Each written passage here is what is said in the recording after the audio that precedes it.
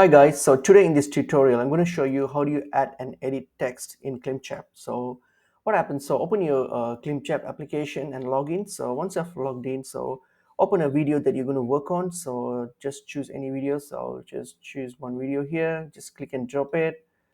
All right, so once I've done that, then click and drag again it to our timeline so that we can work on it. So what I'm going to do here is I'm going to add some text here. So what happens is if you drag it on your timeline, you will see an option called add text here. So click on that. So once you click on that, and here you can choose what type of text you want to put it. So for example, I'm going to put a statement. So underneath you'll see add to timeline button, so click on add to timeline button. So here now you can just type whatever that you want to add, right? So just 1 second. So yep, so here just type it.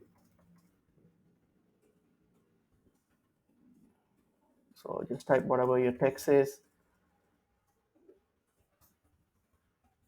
All right, so that's it. And then you have a font here, you can choose whatever font that you want.